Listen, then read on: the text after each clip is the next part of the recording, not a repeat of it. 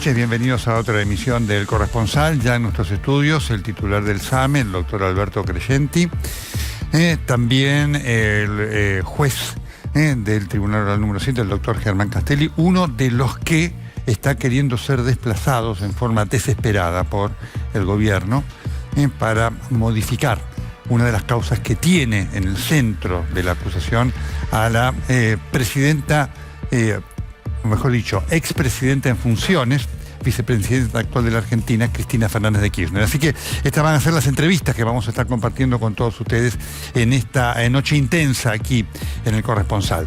Y por supuesto, después de una semana increíble. En la Argentina decir increíble es un lugar común.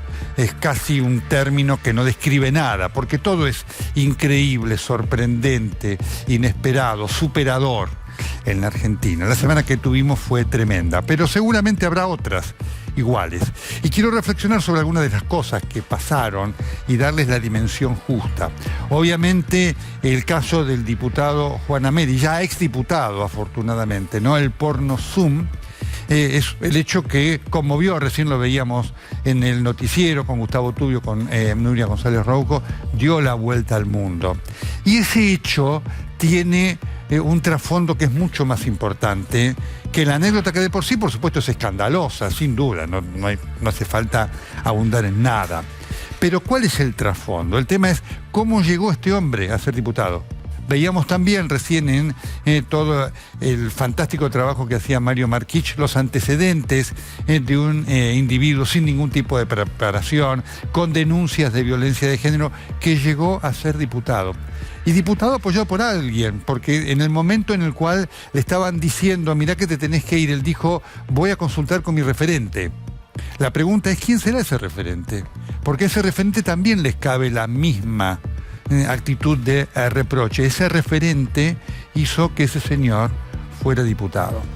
Porque, ¿qué es lo que deja en el trasfondo todo esto?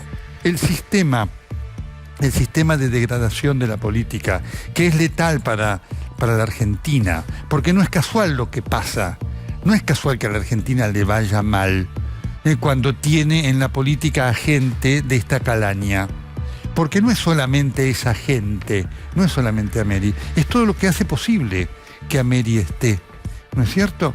Es el referente, es esta actitud de llegar a la política para hacer negocios. Por supuesto que no abarca a todos. Hay gran cantidad de gente muy honesta y muy digna, pero hay muchos Ameri, hay muchos.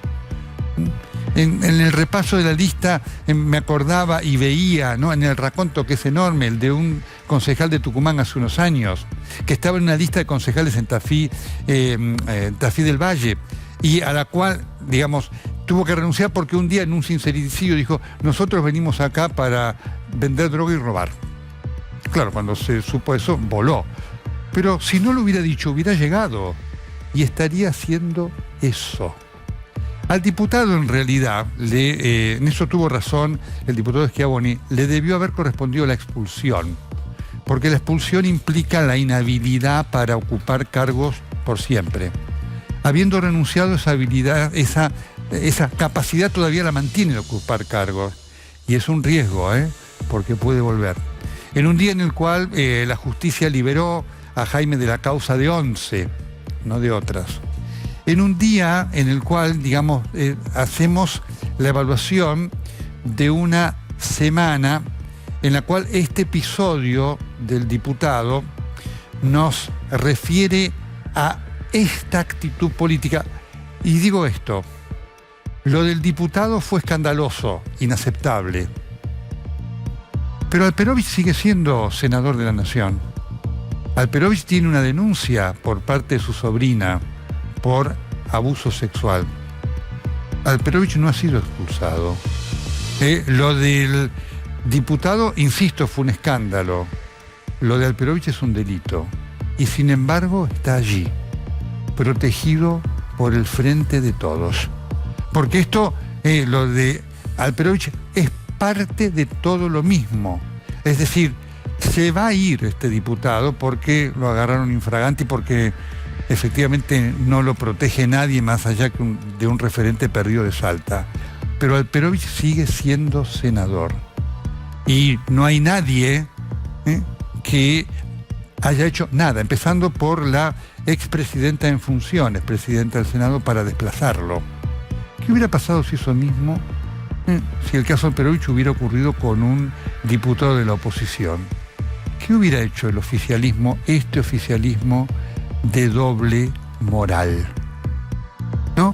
Porque leía también el tuit de Aníbal Fernández dedicado a la diputada Paula Oliveto, ¿no? Lo digo textual, como decía, ¿no? Dijo, es preferible un diputado calentón a una diputada de mala leche. Digo, esto lo dijo Aníbal Fernández de una diputada. ¿Qué hubiera sido, qué hubiera dicho el oficialismo si ese tuit, con ese Niágara de vulgaridad que es común en Aníbal Fernández, lo hubiera escrito alguien de la oposición? Esto es lo preocupante. Esto es lo preocupante. Este es el trasfondo, que como ustedes ven, persiste. Hay otros Ameri en la política argentina, y están ocultos. Están ocultos.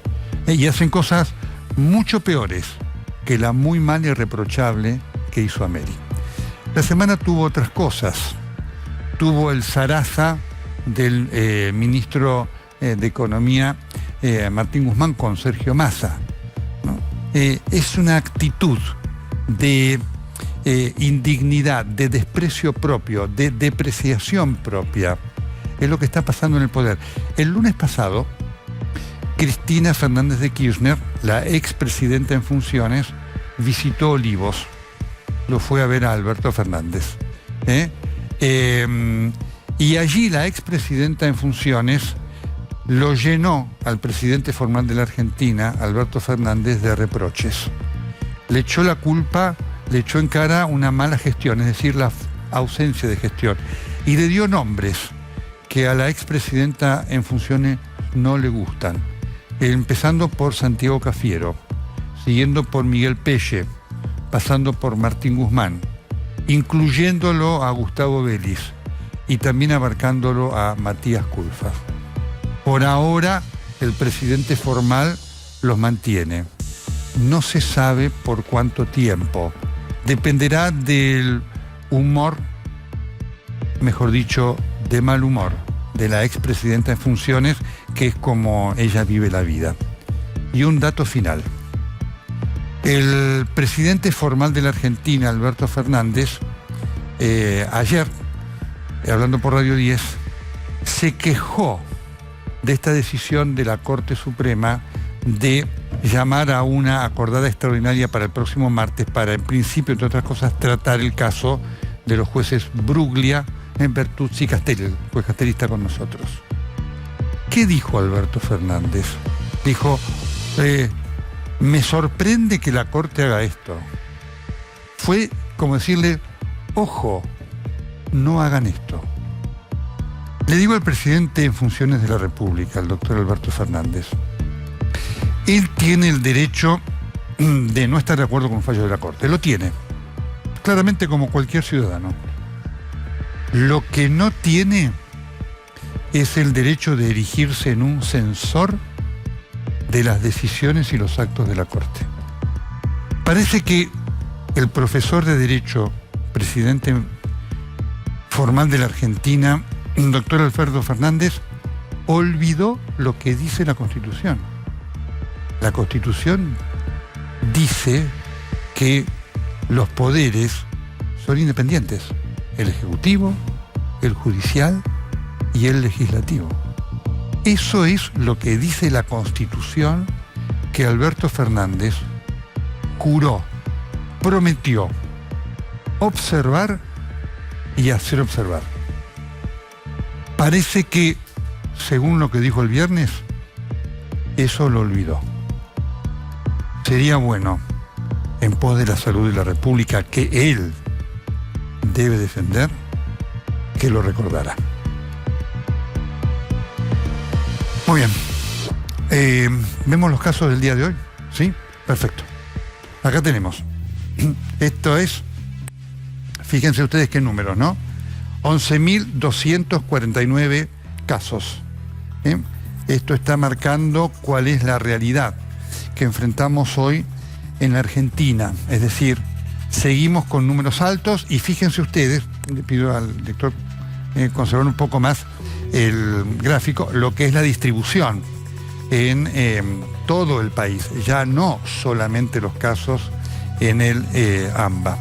Sí, así que acá estamos con un problema importante. Ustedes tienen que tener en cuenta que los fines de semana los casos habitualmente descienden, cada vez descienden menos. Y esto está marcando la presencia de la pandemia en la República Argentina, verdadero desafío no solamente para el gobierno, sino también para nosotros. En el contexto de lo que ocurrió ayer en la provincia de Buenos Aires, que fue un hecho confirmación de algo que aquí dijimos muchas veces.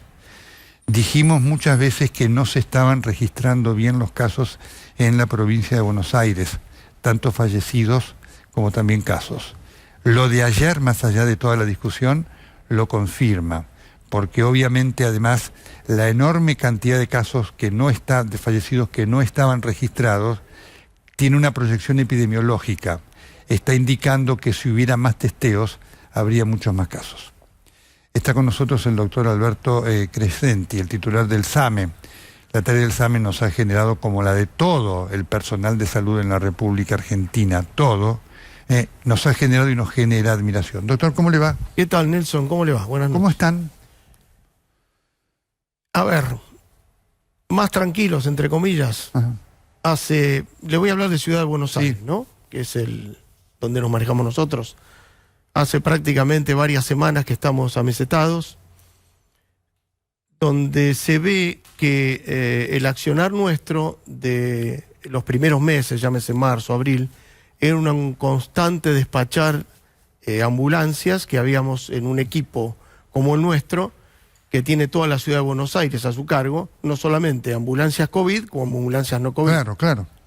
En este momento los despachos son muy, digamos, muy espaciados. Si bien es cierto que durante todo lo que duró la pandemia, por la rapidez, por la operatividad del sistema, nunca hemos llevado a un paciente en grado extremo, en muy mala condición, que automáticamente entrara en terapia intensiva, Claro. ¿me entienden, Nelson? Sí, claro. Sí, Por supuesto. en una terapia intermedia, en una internación anterior.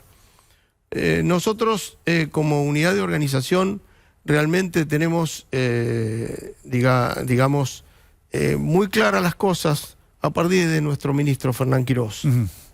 Él nos ha dado pautas que nosotros operativamente hemos seguido, con un gran esfuerzo de choferes y médicos que son los de primera línea. Imagínense cuando empezamos allá por marzo, ustedes nos han visto en los geriátricos. El temor. El temor, no solamente por nosotros, por nuestras familias, por nuestros hijos, la vuelta a casa. Y esa pauta también se llevó a cabo en los asentamientos, en los hoteles donde se aislaba a las personas que con el plan detectar, digamos, se los testeaba. Y eso dio, digamos, frutos entre comillas. O sea, nosotros seguimos preocupados, pero en una gradación mucho menor. Doctor, por supuesto que en este contexto que usted marca está lo que sigue siendo el diario vivir. Esto del temor, ¿cómo lo enfrentó el personal? Porque esto es un desafío, ustedes estaban ahí, en el contacto directo con los casos. Mire, uno que los conduce hace muchos años, yo estoy muy orgulloso de esta gente. Fíjese usted, Nelson, que nosotros recibimos más o menos por año, son 300.000 salidas. Vamos por las 500.000 llamadas, 600.000 llamadas. Entonces, nosotros el temor lo tuvimos que dejar de lado porque debíamos enfrentar como primera línea, como toda emergencia en el mundo, que se sabía poco, porque se sabía poco, ¿cómo nos teníamos que proteger? Acuérdese que ustedes empezaron a ver, bueno, sí, las escafandras, los barbijos, los camisolines, pero nosotros tomamos también muchas decisiones. Cómo manejar cabina ozono, cabina amonio cuaternario, el distanciamiento, el lavado de manos, el proceso de lavado de móviles con 10 productos. Con 10 productos. Con 10 productos. Fíjese también lo que he venido diciendo hace mucho tiempo. todos me decían, ¿y para qué querés esto? Las luces ultravioletas. Claro. Mire la ventaja que nos Obviamente. dieron. Ah, ¿hubo gente que se contagió? Sí, fíjese ustedes que con luz ultravioleta nosotros podemos rápidamente, en 15 minutos, desinfectar un móvil y volver a salir. Pero fue mucho trabajo, es mucho trabajo, porque también tienen que tener en cuenta que la ciudad sigue demandando a este sistema. Sí, por supuesto. No solamente es COVID, ¿no es No cierto? solamente es Ahora, COVID. ¿qué pasó? ¿Cómo fue la evolución de los que se enfermaron? ¿Fueron muchos? En nuestro caso, digamos, en nuestro equipo, hoy a esta altura tenemos 34 aislados de 1.300 personas. Y en total, entre 34 contagiados. 34, sí. Y en total, en estos meses, de 1.300 personas entre contagiados, aislados, son 170 personas más o menos, que en el volumen habla de mucho cuidado. Sí, claro. Tenemos que lamentar la muerte de un colega, Así es. la muerte también de un chofer con comorbilidades, porque yo sigo insistiendo, y esto es una opinión absolutamente personal que como colega me vas a saber entender, la diferenciación con o por COVID. O por COVID. Efectivamente, que eso es una gran discusión. Esa es una gran que existe. discusión. Por supuesto que va a demorar en saberse. Ahora, le hago esta pregunta, ¿no? Porque efectivamente entre el personal hay gente, no eran estos los únicos que tienen comorbilidad y demás. Exacto. Cuando le pregunto, ¿y cómo lo vivieron ellos? Porque ellos sabían que tenían uno hipertenso, otro a lo mejor obeso, otro diabético y demás, y estaban allí, digamos, frente al caso que representaba un riesgo para ellos. No, nosotros lo que hicimos fue cuando se empezó a conocer mucho más con detalle lo que era el coronavirus, hay cierta gente que le dijimos, es preferible que no. te aísles, que quedes en tu casa por edad, porque el personal diabético, hay personal obeso, hay personal con muchas comorbilidades que realmente Riesgoso. es muy riesgoso.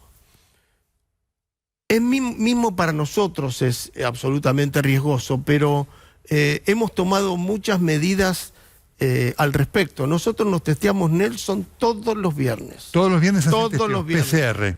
Sí, todos los viernes. Todo el personal. Todo el personal. Radiooperadores, choferes y médicos. Y si hay alguno que da positivo, ya lo hisopamos, se aísla. ¿Nunca faltaron reactivos? Nunca faltaron reactivos, nunca faltaron equipos, nunca faltaron Tyvek, se lo puede decir cualquiera, pero eso sabe por qué, Nelson, es una política de Estado la emergencia.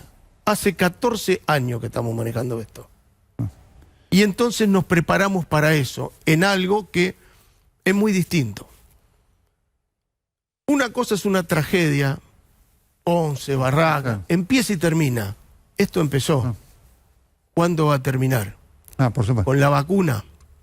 Esperemos. Ahora, eso marca sí una situación de desgaste psicológico y físico por parte del personal muy fuerte, ¿no? Es muy fuerte porque en nuestros casos particulares es toda una ceremonia. Nosotros cuando nos bajamos del móvil pasamos por la, cámara de ozono. Sí. Cuando volvemos a nuestras casas, antes de volver a nuestra casa, otra vez por la cámara de ozono y el amonio cuaternario. Cuando llegamos a nuestra casa nos sacamos toda la ropa prácticamente en el palier. Ni entramos, no tocamos a nadie. La ropa va al lavadero a ventilar, nosotros vamos a la ducha. O sea, no hay contacto. Es muy duro lo que está pasando el ciudadano argentino, durísimo, durísimo. Ha habido casos de suicidio, no le digo que no. ¿De suicidio? No le digo que no, sí. Ustedes tuvieron que ir a buscar algún caso. Exactamente. Atención a lo que dice el doctor, ¿no? De que ha habido casos de suicidio de gente que no soportó esto. Gente que no soporta. Eso es importante. Porque hay que decirlo para que después no vengan, vengan, para que después no vengan las sorpresas, porque nosotros tenemos estadísticas muy, muy precisas. Nosotros tenemos estadísticas muy precisas de lo que está pasando. Pero la gente realmente, usted la ve, está depresiva. Estamos encerrados. Nosotros, bueno, gracias a Dios, tenemos la ventaja de interrelacionarnos, pero el resto... Usted acaba de marcar algo, usted dice tenemos esto que además marca, ¿no? Porque la depresión es algo que no entra a veces como elemento contable, ¿no? Pero ustedes lo ven. Ustedes tienen datos precisos. ¿Qué hay de la realidad que usted diría, mire, hay un dato que el común no lo está viendo y que es importante para tenerlo en cuenta? Yo creo que el tema de la gente, usted le mira la cara, la gente está preocupada, muy preocupada. Cuando usted la sube a la ambulancia, conversa con ella, hay gente que tiene ganas de conversar, porque hay gente sola. Sí, por supuesto. Y es todo un tema. Nosotros tenemos un equipo muy importante de factores humanos, de psiquiatras y psicólogos, que permanentemente salen con nosotros, también están interrelacionando con los pacientes. Y bueno, hay toda una... Esto es absolutamente nuevo, Nelson. Esta pandemia es absolutamente nueva. Es muy acuciante a veces también por suerte se ha morigerado mucho eso de no poder visitar al paciente en terapia. Es muy difícil estar, le puedo asegurar, que estar 10 o 14 días encerrado solo, que le traen la comida y se la ponen por un costado, no hay contacto, es muy difícil, ¿eh? Es muy difícil para el ser humano y sobre todo para nosotros los argentinos, que somos muy es muy importante la transmisión que usted está dando de algo que usted vive. Usted no está dando una narración, ustedes lo viven, porque además ese trayecto en el cual van a buscar al enfermo y demás, el enfermo habla y expresa su situación. Exacto. Y también debe ser dramático por sus temores, ¿no? Totalmente. Además nosotros hicimos un muy buen grupo de hisopadores, algo que era novedoso para la gente del SAME. Tenemos un grupo muy táctico y muy operativo de hisopadores, porque ojo, no todos pueden hisopar. Claro. El hisopado tiene que ser preciso, porque si bien no es molesto, pero tiene que ser preciso, porque le puede dar un falso positivo no deseado. ¿Qué enseñanza deja esto sobre todo para el manejo de la salud pública en la Argentina? Mire, Nelson, mucha enseñanza, y lo voy a volcar a otras áreas. Y usted como viejo médico de guardia lo va a saber interpretar. ¿Se acuerda cuando nos decían, pero la guardia siempre tiene que tener capacidad ociosa? Para esto, Nelson, no es capacidad ociosa. Cuando a usted lo requieren, es cuando tiene que estar. Además, siempre la enseñanza que vamos a sacar es que tenemos que estar preparados, aunque sea una ciudad chica, aunque sea de pocos habitantes. Bueno, con 2 respiradores está bien, como dicen los argentinos, que acá nunca pasa nada. Sí, pero pasa. Entonces hay que tener todos esos sistemas muy aceitados. Sean chicos, si hay 2 respiradores, que pongan 4 o 5. Hay que tener siempre preparado. Yo considero, durante muchos años, que he hecho accidentología, que cuando estamos en el kilómetro 700 y tenemos la desgracia de colisionar 2 micros de frente, hay 80 personas tiradas a la vera del camino. Y ahí los primeros que llegan, pobres, son los bomberos voluntarios. Y ahí necesitamos médicos de triaje, médicos, Nelson, médicos. Porque esto no es colocar tabla, colocar collar, esto es hacer diagnóstico.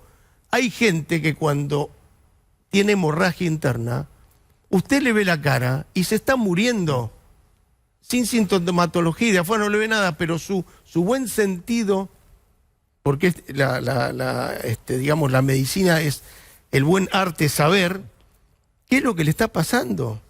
Entonces, ojalá esto nos cambie la forma de pensar de una vez por todas. Yo no sé si por la edad lo voy a ver, pero ojalá que la descendencia podamos cambiar esto, porque esto no da para más. No podemos esperar siempre, no pasa nada.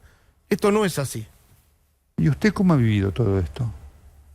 Y con mucha preocupación, con mucha angustia. Imagínese, en el caso personal nuestro, que uno contagia a su esposa, que contagia a sus hijos, que contagia al resto. Bueno, en mi caso personal, bueno, mi madre y mi padre ya fallecieron, pero no No hay amigos, no nos juntamos con nadie, no nos podemos juntar con nadie. Es como que estamos enfocados absolutamente en este trabajo. Pero es lógico, es lógico. El que está en este trabajo lo tiene que aceptar. Es muy valioso el chofer, es muy valioso el médico, es muy valioso el radiooperador, es muy valioso el administrativo, que no nos hace faltar nada, porque acá lo primero que hay que tener son todos los equipos para que nadie diga me contagié por no tenerlos. Eso es fundamental. ¿Se sintieron cuidados? Sí, sí, sí. Nos sentimos cuidados. Nos sentimos cuidados. Yo no tengo nada que reclamar ni reprochar al Ejecutivo. Nada. Ni al ministro, que ha sido clarísimo y que realmente hemos hecho un buen tándem, este sistema, que era la primera respuesta, porque después es valiosísimo la tarea de los hospitales, de los departamentos de urgencia, de las terapias intensivas. Cuando usted trabaja en red, Nelson, se puede hacer lo que se está haciendo hasta ahora, que le vuelvo a reiterar, no terminó, pero estamos bajando en la ciudad de Buenos Aires varios cambios.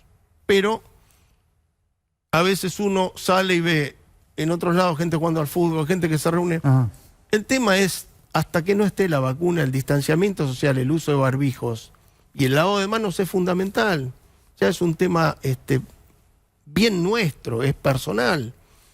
Y lo que más nos tranquiliza es que por lo menos, como ha dicho el ministro, no esperemos ese aluvión en cama de terapia intensiva, porque han bajado su ocupación en la ciudad al 50%. Solamente hablo de la ciudad, que es lo que a mí me toca. Doctor Crescenti, muchísimas gracias, y en usted el saludo a todo el personal del SAME y por supuesto el reconocimiento a todo el equipo de salud que ha venido trabajando y que trabaja de una manera admirable, con el riesgo que significa tener que enfrentar esta enfermedad, este desconocido, con la tensión, con esta circunstancia social, con esto que se ha vivido también, con una parte de la sociedad que le agradece mucho a los médicos, pero a veces alguna minoría que lo repudia y lo tiene.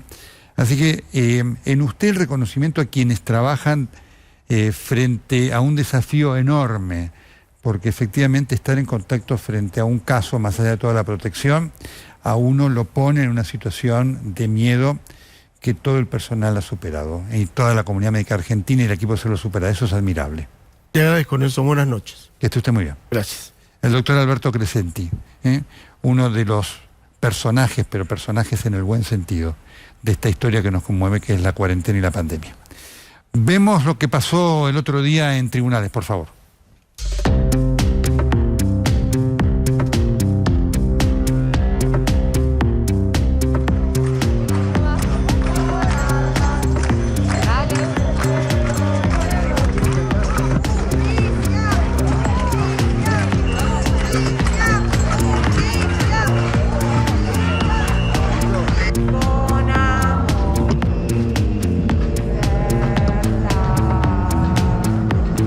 Muy bien, lo saludo ya a mi querido colega, abogado, además de gran periodista, Diego Cabo. Diego, ¿cómo estás? Bella noche.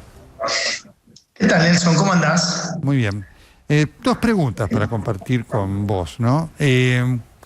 ¿Cómo vivís este momento? Vos fuiste el hombre que investigaste esa causa, de ese monumento a la corrupción que ha sido la causa de los cuadernos. ¿Cómo vivís este momento? Bueno, la verdad es que desde el año pasado, cuando empezó, digamos, a crecer el kirchnerismo como, casi te diría que como la gran fuerza política, parte también de lo que se iba a plebiscitar en ese momento era la cuestión judicial, ¿no? Funcionó casi la elección como un plebiscito, ¿no? Y a la gente básicamente, la gran mayoría o una gran mayoría le prefirió, digamos, llevar el voto por otro lado. Desde ese momento te diría que yo vengo haciendo como una suerte de proceso interno de saber exactamente que van a tratar por todos los medios de cumplir con un... Yo creo que que alguna vez Alberto Fernández firmó, ¿no? Obviamente estoy hablando figuradamente, un acuerdo o si querés un contrato de adhesión con Cristina Kirchner, quizá aquella mañana en que fue a tomar un café a Recoleta y salió presidente electo.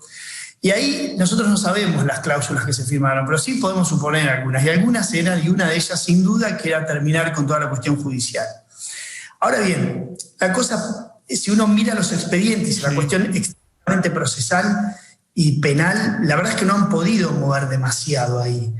Entonces, estamos en un proceso de ir por la macro, ¿no? Mover la institucionalidad para que la institucionalidad finalmente termine por demoler, si querés, ese andamiaje probatorio.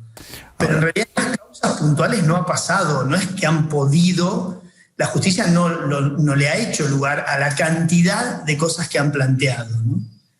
Es muy importante esto que vos marcás, Diego, porque este es el elemento clave. Vos entendés que ante el cúmulo de evidencias que hay en lo que vos investigaste, que no fue solo esto, vos fuiste casi uno de los pioneros con aquel libro Hablen con Julio, con Francisco Olivera, que el elemento, digamos, de la evidencia hace que todo lo que quiera hacer el kirchnerismo en algún momento, digamos, sea derrotado por el peso de los hechos. Bueno, en realidad ahí hay una duda que no podemos dejar del todo, porque uno podría decir, bueno, si el andamiaje institucional que hay hoy, precario y con todas las limitaciones que tiene, se mantiene, yo creo que va a haber un juicio. Y cuando digo va a haber un juicio, te digo, va a haber un debate oral sobre ese expediente, puntualmente, ¿no? Pero también debería seguir, como está siguiendo, lento, pero está siguiendo el de Veridad, y debería continuar el de Otesur, y que son básicamente los tres que tienen más contundencia de prueba, ¿no? De los que afectan a la expresidenta y el entorno más cercano. Entonces digo, si la institucionalidad sigue como hoy, bueno, posiblemente vamos a tener un juicio. Y lo que vamos a tener es un proceso oral que dirá quién es culpable e inocente. Acá no se trata, digamos, de culpar o condenar a nadie, sino un proceso oral en el cual cada cual podrá demostrar su inocencia. Si vos o yo, Nelson, tuviésemos un juicio, como dicen gran parte, ¿no?, del kirchnerismo, un juicio inventado, con pruebas que construí yo sentado, no sé, en un garage de mi casa, ¿no?, aunque no tengo, pero ponele, debería querer que el juicio empiece mañana para demostrar mi inocencia, ¿no? Sin embargo, la estrategia es dilatar. Entonces digo, me parece que con la institucionalidad de hoy, yo te diría, no va a haber problema de que tengamos un juicio oral, que va a terminar seguramente muy adelante. Ahora, no sabemos qué institucionalidad vamos a tener al año que viene, a 2 meses en adelante. Es cómo va a estar funcionando el Senado. No te olvides que el Senado se ha convertido en un lugar donde hay una persona que no vota, que es la expresidenta, que decide todo, y 40 básicamente representantes mudos de la oligarquía provinciana, ¿no?, que son los representantes de los gobernadores, que van a hacer lo que les expresa la expresidenta. Entonces, no sabemos qué cosa todavía se puede, en algún punto, qué cosa puede variar de la institucionalidad que tenemos hoy. No sabemos si no estamos en las puertas de un pedido de juicio político al presidente de la Corte. Todo pareciera que sí, ¿no? Lo que dijo el presidente en las últimas horas, ¿no? Pareciera como que falle lo que falle, el gobierno va a decir, bueno, acá hay mal desempeño en la función y empiece el famoso proceso de juicio político. Entonces, digo, no sabemos qué institucionalidad vamos a tener en un año, por poner un horizonte, menos aún en 3, cuando son las elecciones, y eso impide saber el corset institucional que vamos a tener para este juicio y para que los otros avancen, ¿no? Es muy importante esto que vos contás y cómo lo planteás. En este contexto, y vos sos, al margen de la causa de los Cuadernos, vos sos un conocedor de la justicia. Hoy, ¿qué percibís? ¿Qué te devuelve hoy la justicia? ¿Te devuelve, por supuesto es algo genérico, ¿no es cierto?, pero como tendencia, una actitud de decir, nosotros vamos a actuar independientemente, resolvamos después A, B o C, o notás que esa presencia del kirchnerismo de decir, ojo que los enjuiciamos y los echamos, tiene peso? Yo creo que todavía la justicia no me parece que o sea, yo entiendo la percepción lo que queda en la primera parte del tamiz de la opinión pública, ¿no? Que es sin duda la prisión preventiva, que sale tal o sale el otro, la libertad, la pulsera electrónica, Baez, eso realmente, digamos, molesta porque es lo que uno ve y porque además la justicia argentina tiene una particularidad que es que no entrega sentencias, ¿no? Claro. Entrega prisiones preventivas, sí, pero no entrega sentencias. Fíjate vos que las sentencias tardan años y nunca llegan. Entonces, la gente se queda con eso, porque nunca está la sentencia, ¿no? En el caso, fíjate vos, y a mí siempre me gusta citarlo, el tema 11, ¿no? Es un caso que básicamente se produjo toda la prueba durante el gobierno de Cristina Kirchner, ¿no? No fue un tema de lawfare y de nada, ¿no? Como les gusta decir al gobierno. Entonces, la justicia me parece a mí que las causas que tienen pruebas no han sido modificadas y yo no veo una modificación en los criterios judiciales, ¿no? Yo vi estos días, por ejemplo, cuando se desató una campaña bastante bastante ordinaria en el sentido de la sofisticación, que fue tratar de decir o hacer rodar en la opinión pública que el maquinista de 11 había claro. Y eso fue una operación bastante burda y relativamente ordinaria. Y te digo por qué, porque en realidad él toda la vida confesó eso y de hecho por eso está condenado, ¿no? Pero hacerla correr en los últimos días básicamente era ponerle un poco de presión a la Corte y la Corte no se movió de su criterio, ¿no? Entonces, a mí me parece, yo sin duda que no puedo menos que coincidir con gran parte de la opinión pública que condena a la justicia como que entregan este tipo de libertades y demás. Pero la verdad es que cuando uno mira la estructura de las causas que efectivamente tienen pruebas y que fueron bien, digamos, instruidas en la primera parte, la verdad es que no se ha movido mucho de ahí, ¿no? Más allá de los problemas que tiene hoy el fuero, ¿no? Yo te doy un ejemplo. Una de las formas que tiene la Corte para ponerle algún tipo de freno a las investigaciones o ponerle ese pie para que nunca suceda nada es no darle estructura a los juzgados, ¿no? Y eso, por ejemplo, ha hecho la justicia, la Corte ahora con el caso de Cuadernos. No le ha dado estructura al tribunal oral, que es el que tiene que hacer ahora un trabajo enorme respecto de las pruebas para poner, digamos, a disposición de las defensas todas las pruebas que se juntaron en su momento. Y no le ha dado estructura. Entonces tenés un juzgado que materialmente no puede avanzar, más allá de la pandemia y todo, ¿no? Entonces esa es una forma, y esas cosas sí suceden. Esas pequeñas, digamos, como trabadas en el medio de una carrera no muy fuerte o no muy rápida. Diego, como siempre, el gusto de tenerte aquí con nosotros y el reconocimiento por tu fantástico trabajo, que ha aportado y ha llevado luz a uno de los hechos de corrupción más impactantes de los muchos que tuvo el kirchnerismo. La valoración de siempre, Diego, muchas gracias. Por nada, Nelson, muchísimas gracias. Siempre a tu disposición. Muy bien. Con el contexto y con el trasfondo de las imágenes de la marcha, ¿no? Del otro día ahí de la gente en el Palacio de Tribunales, voy a saludar al señor juez Jorge Germán Castelli. ¿Qué tal, señor juez? ¿Cómo le va? ¿Cómo le va, señor Castro? Gracias por la invitación.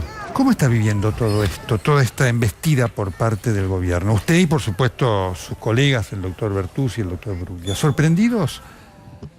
Bueno, sorprendidos porque después de 2 años de estar trabajando a la luz del día, administrando justicia humana en el Tribunal Oral Federal 7, con la intervención del Consejo de la Magistratura, con el decreto presidencial del entonces presidente Macri, con la publicación en el Boletín Oficial, no hubo nunca ninguna objeción de mi designación en ese tribunal, ni siquiera de las partes que fueron conociendo la integración del tribunal, los jueces Canero, Méndez Ignores y Castelli, no hubo ninguna impugnación de nadie.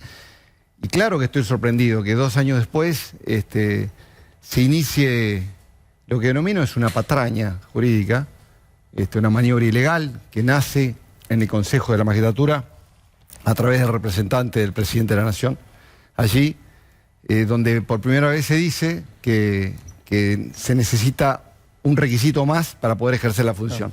Cuando ese requisito en los traslados, que es un régimen muy conocido, muy antiguo, que funcionaba desde antes que yo fuera juez incluso, el traslado no requería un acuerdo nuevo, un acuerdo del Senado. Hubo una acordada de la Corte que convalidó esto, ¿no es cierto?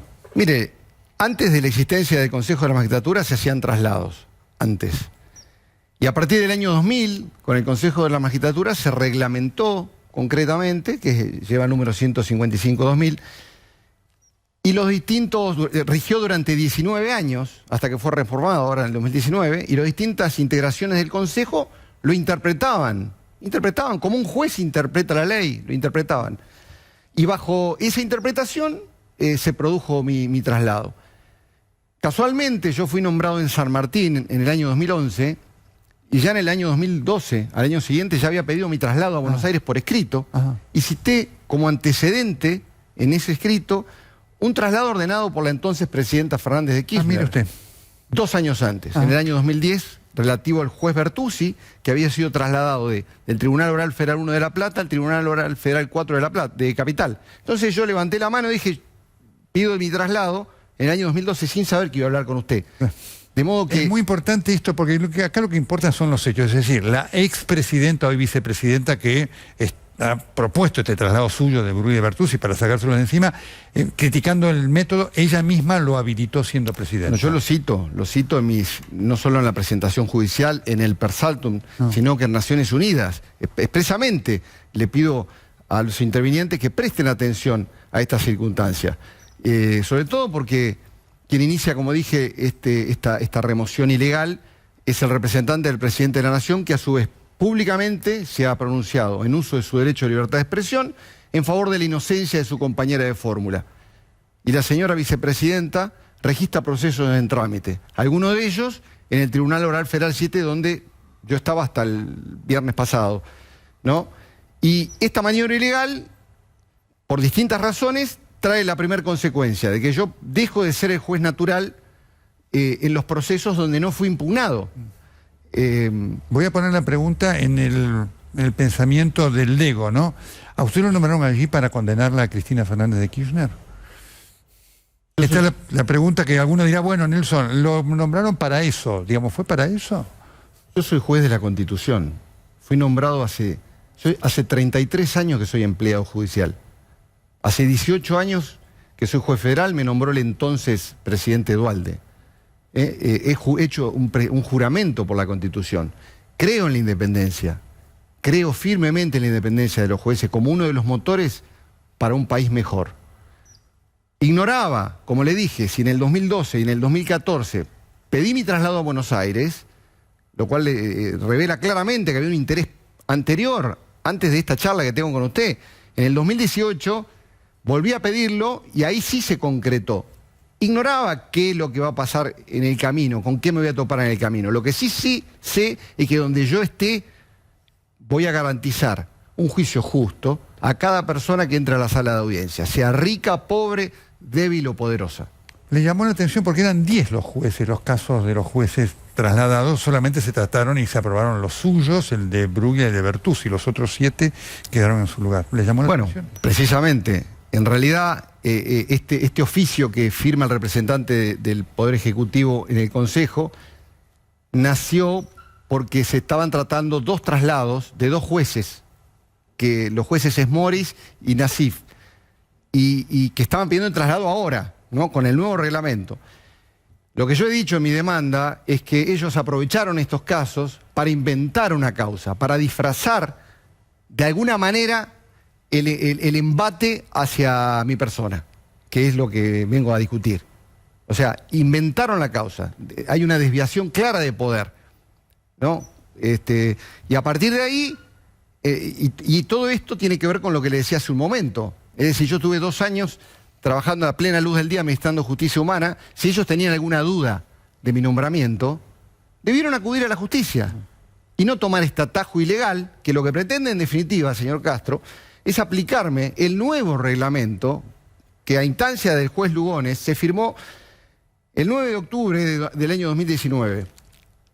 Todavía las elecciones fueron el 27 de octubre. Sí. O sea, ese nuevo reglamento tiene requisitos mucho más estrictos para los traslados. Y la interpretación de esta integración nueva del Consejo es súper estricta.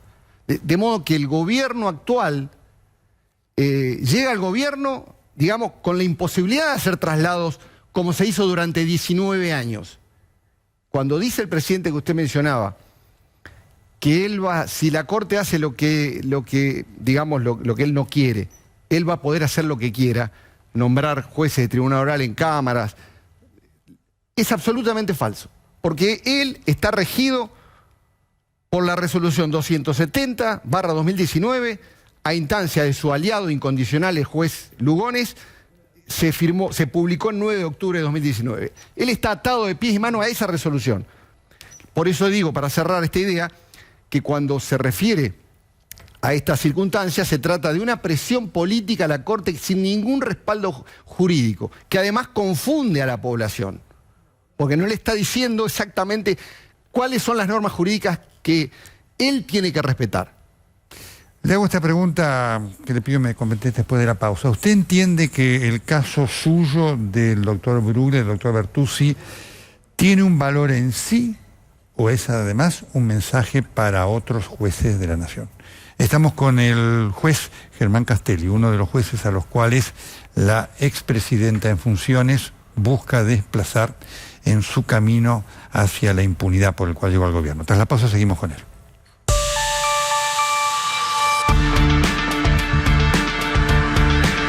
Con el doctor Germán Castelli. Le decía en el corte que es muy clara la explicación que da.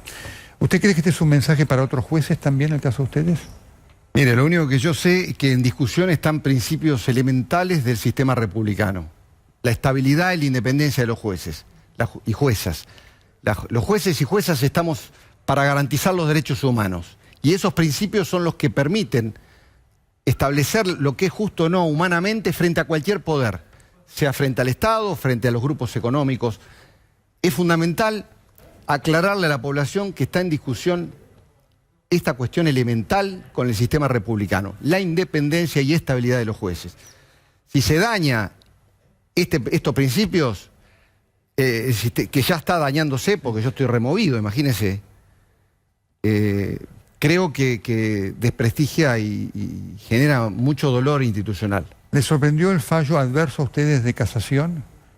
Bueno, si pudiese describir como un ring jurídico donde estaban los contendientes definidos y los árbitros que tenían que defender esta contienda, de un lado el Consejo de la Magistratura, el Poder Ejecutivo y el Senado, del otro lado el juez y mis colegas también, y los árbitros ya habían sido llamados, el Foro Contencioso Administrativo Federal y la Corte Suprema, que ya tenía un persaltum para establecer dónde teníamos que trabajar, con el decreto presidencial dejando sin efecto el traslado mío al Tribunal de Buenos Aires, sí. Irrumpe en el ring un actor inesperado, la Cámara de Casación Penal, que se mete, quiere jugar el partido y lo hace en favor del Poder Ejecutivo, pero 3 votos contra 2. Son muy destacables las disidencias de los doctores Jacobucci y Riggi, que con prudencia y sabiduría dijeron no, esto lo tiene que resolver la Corte. Pregunta final. Hubo una presión del presidente sobre la Corte muy fuerte. ¿Usted cree que va a pesar? No, en absoluto, en absoluto. Yo confío en que la Corte va a hacer justicia, va a encauzar en legalidad, me va a reponer en funciones de modo que yo pueda restablecer el contacto con mis colegas Canero y Méndez Ignori, que tenemos mucho trabajo que hacer con mi vocalía, con Antonella, con Rocío, Agustín y Santiago, y tratar las 33 causas en trámite sin sentencia, las 71 causas en etapa de ejecución, las 23 causas con sentencia no firme y los 20 detenidos que están en mi vocalía. Rápidamente le estoy esperando que la Corte me reponga en funciones, así me pongo a seguir trabajando como siempre. ¿Le sorprendió el apoyo de la gente?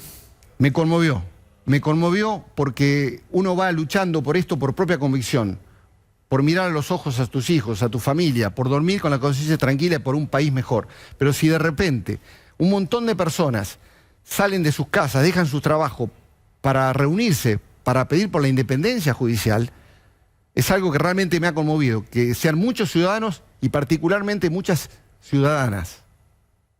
Señor juez, muchísimas gracias. Seguimos su caso con mucha atención, porque es un caso testigo para la salud republicana de la Argentina. Muchas gracias. Muchas gracias, señor Castro. Un saludo para los jueces Bruglia y Bertuzzi. Ya seguimos. Bien, una de las razones por las cuales Cristina quiso llegar al poder fue buscar la impunidad. No lo olvidemos.